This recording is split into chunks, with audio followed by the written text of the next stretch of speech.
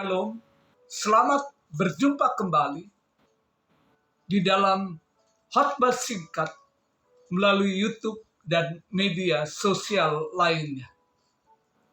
Kali ini mengambil tema bagian yang kedua, menyingkap firman-Nya, topik ketiga, anugerah dan belas kasihan.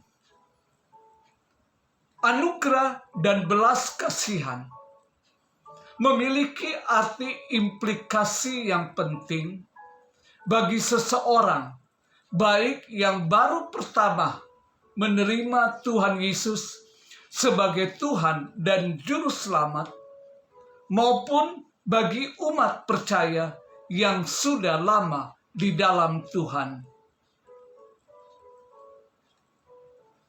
Seringkali keduanya diartikan sama. Demikian juga penerapannya. Sehingga kadangkala membuat pertumbuhan iman umat percaya memiliki berbagai hambatan karena salah dalam menerapkannya. Untuk itu perlu saya berikan penjelasan singkat sebagai berikut. Anugerah ketika kita mendapatkan sesuatu yang baik, namun sebenarnya kita tidak pantas untuk menerimanya. Contohnya, keselamatan dalam Tuhan Yesus.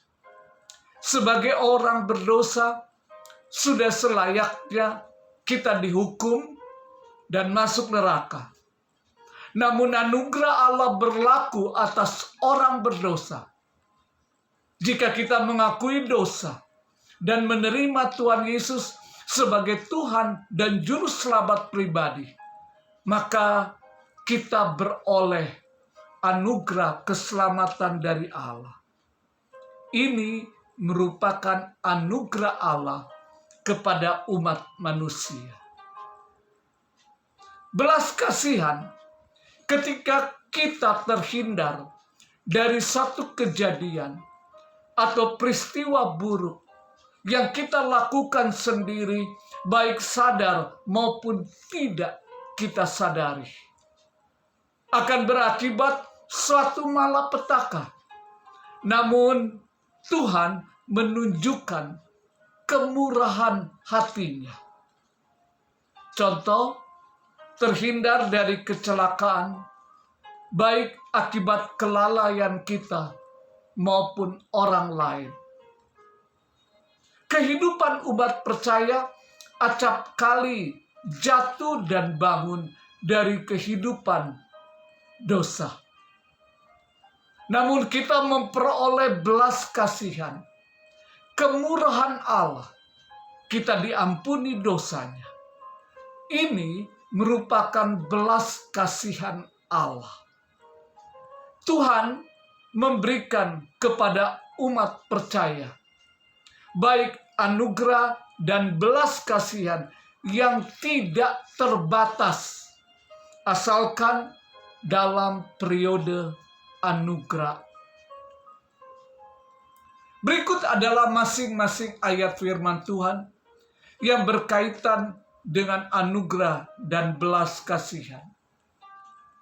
Efesus 2 ayat 8 dan 9. Sebab kasih karunia kamu diselamatkan oleh iman.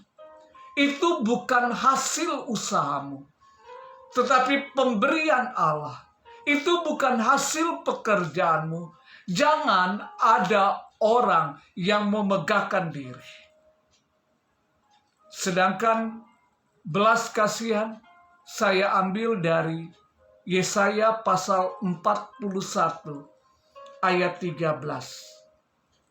Sebab aku ini, Tuhan Allahmu, memegang tangan kananmu dan berkata kepadamu, janganlah takut, akulah yang menolong engkau.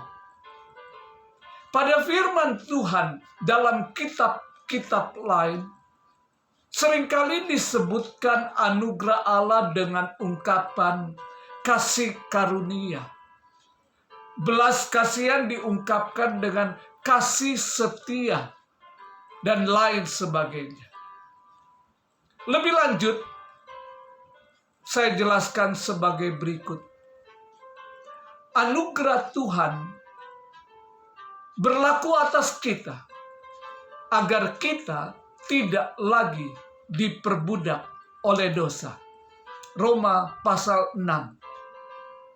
Seluruh dosa kita sudah diambil oleh Tuhan Yesus dan terbayar lunas saat Tuhan Yesus korbankan dirinya di salib ganti kita yang berdosa.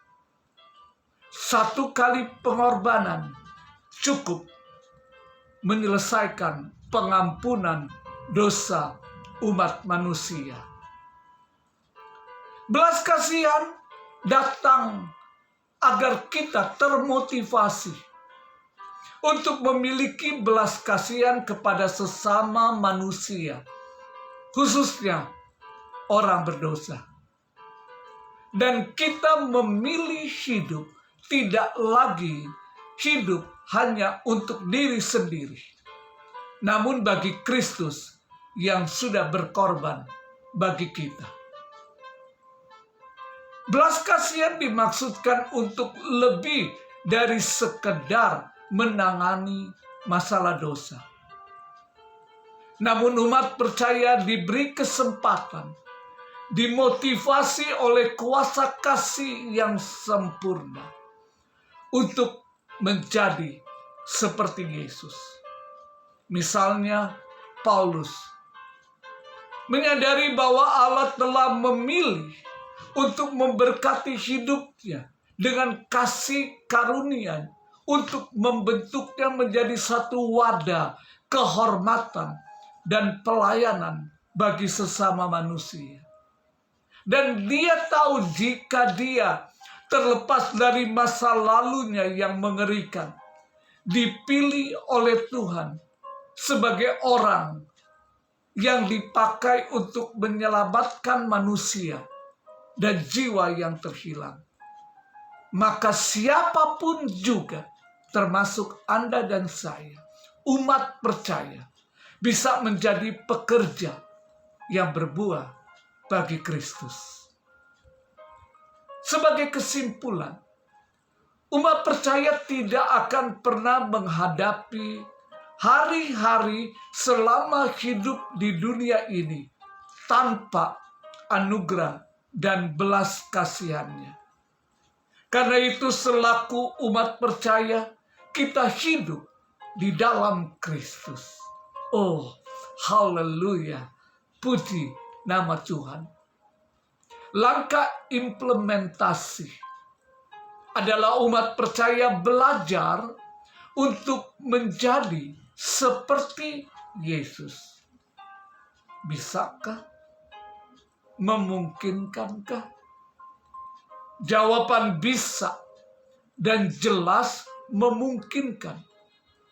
Tentunya bukan dengan kekuatan kita sendiri, melainkan kekuatannya.